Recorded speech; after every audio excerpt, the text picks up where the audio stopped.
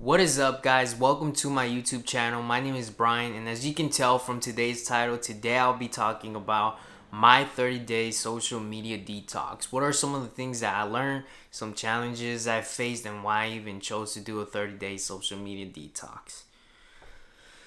Well, let's go ahead and get started as to why I chose to do a 30-day social media detox. I was finding myself on Instagram every single day for an hour on average, sometimes more than an hour, but I wasn't really getting any value. And really, who gets any value from social media? Really? Unless you're following like some people that give out advice on how to be fit and you actually apply it. Because if you're just learning but you're not applying, the it's literally just as bad, I think, in my personal opinion, as to just watching things for like pure entertainment, right? Or pure stimuli. Because really, I think that's what Instagram does to you, right? You get this um, dopamine hit every single time when you're scrolling down your news feed. And if you just so happen to be a guy like me and you're following supermodels or IG models, you know the type of pictures they be posting. And then if you're on your explore page, it's just even messier because Instagram picks up on what you like, and then the algorithm caters to all of that, and you just find yourself mindlessly scrolling down and comparing yourself and desiring that you had this thing, but do you really want that? I don't know. And it just makes you feel worse about yourself, right? Now, I'm not saying that that it's other people's fault. I think it's literally a projection of your own insecurity. And but it's just too vague, like just saying that. There's so many reasons, but honestly, if it's making you feel worse, why are you doing that to yourself, right? It really makes no sense. Also, the fear of missing out, right? Me, I don't really hang out with people like that, and I think it's kind of stupid that I felt like I was feeling FOMO. It made absolute zero sense for me to feel that way when I don't even hang out with these people, and I probably haven't even messaged them in like a cool while. So yeah, kind of pretty pointless. Anyways, I have a phone addiction. I think I still have it. Um, Especially here when I'm at home. Just when I'm at home, actually. Because when I'm out in public, you'd be surprised. You'd be like, yeah, it doesn't seem like this guy's addicted to his phone like some people look like, right? But it's all like pure perception. Just because you see some people on their phone out in public doesn't necessarily mean that they're all phone addicts. It could possibly just be that feeling of peer pressure that if you're not on your phone, then you're a weirdo. Yeah. Or that you're a loner, or that you have to distract your mind. Like, really? You don't even have the patience to fucking wait in line to pay your groceries. You have to get on your phone. Like, yeah. So, yeah, anyways. So, those really were the intentions. Also, I guess I wanted to see if, like, some crazy productivity thing was going to happen to me and whatnot. So yeah, that's another reason why. But now let's get into the challenges, right? So haven't been what the fuck, that makes no sense.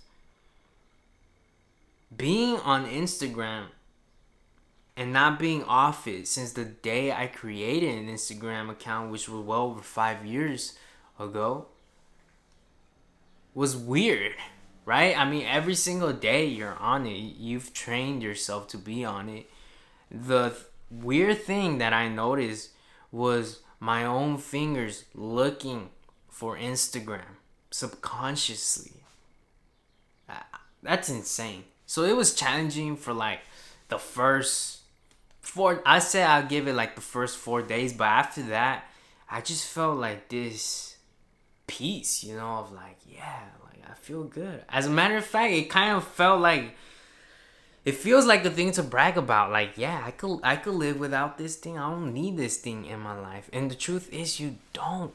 I mean, really, what these social media platforms showcase are nothing but your highlight reels, and it just makes people look so narcissistic. They're begging for attention, right? Now I know not everybody is, but to me, to the masses, I feel like that's what it really is, and it's crazy, right? So that was really the only challenging thing that I felt, honestly. I failed one time, and it's just tragic as to the reason why I did that. And you guys obviously know it was when Kobe Bryant passed away, along with his daughter and the 7 other passengers. And being someone here from LA and really becoming aware that Kobe Bryant really is one of those few athletes, but just person in general, that you aspire to be like, because you really like that type of character, that type of mindset that he carried, right? That's the type of mindset that you can apply to anything. So, man, you just thinking about that, like, man, it it's insane, to be honest, to even be saying that right now. Fuck. Yeah. Anyways, so that was really the only time, because of course these days when you want to know what the whole world is thinking, guess what happens? When you're on the Google search bar and you search that one thing, the first social media platform that comes out is Twitter. Now, I deleted every single social media app. I know I didn't mention that, but I deleted every single one of them except YouTube. And probably YouTube should have been one of the social media platforms that I should have deleted, because I would spend the majority of my time on YouTube. And as someone that's trying to be a YouTuber, it's kind of hard not to compare yourself to the people that you aspire to be like. So, yeah. And also, I kind of felt iffy about it, because I'm like, but I'm using it to like learn stuff and this or that. But if you're just learning and you're not applying what you've learned, it's just about the same as just watching videos for pure entertainment. So I know I have to work on that, and I've actually been doing better at doing that, right? Now, let's talk about some of the things that I learned throughout this process. Well, some of the things that I learned is really, if you're somebody that has never been productive, you're probably going to be productive, right? Because the other choice really is to be on Netflix. But if your goal was really to be more productive, I pretty much can guarantee you will be productive, because there'll be less distractions on your mind. See, one thing that I realized that I didn't even notice, I was actually aware that I was doing it, but not noticing just how bad it actually is the fact that I couldn't focus on one thing, right? So I'd be on YouTube, right? And then from being on YouTube, anywhere from a second to a couple of seconds or a minute, right? I will go ahead and switch from YouTube to Instagram and be there for a couple of seconds and switch to Snapchat and then switch back to Instagram, and literally doing all of this mindlessly and not being able to even focus on the simplest things, right? Like, I don't know, that was insane.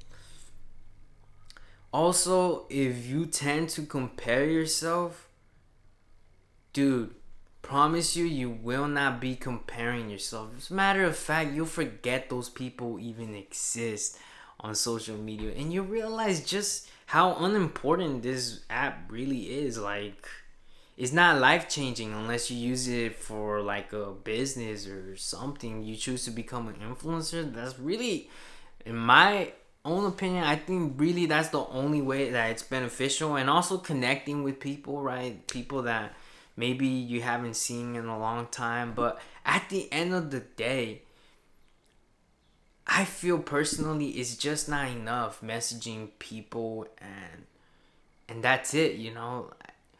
I don't know. Cause I would rather much hang out with you than messaging you. Right? I mean the connection is never going to be as strong as a connection in person. So those are some of the few things that I learned. And the phone addiction stuff, uh not really. It didn't really stop, to be honest, during this time. Um yeah, it didn't really stop, but I did have like some records broken where I spent like 4 hours probably, or like 3 hours and like 56 minutes in one day. I thought that was pretty cool because it just pretty much showed me that if I could do it one day, I could definitely do it as many other days as I want. It's really in our own control. But yeah, I don't know. I hope you just got something valuable from watching this video.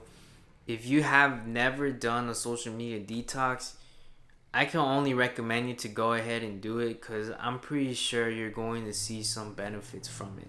Anyways, I hope you guys actually found this video helpful. If you do, make sure to give it a thumbs up. I appreciate you, and I'll be seeing you in my next video, hopefully. Peace.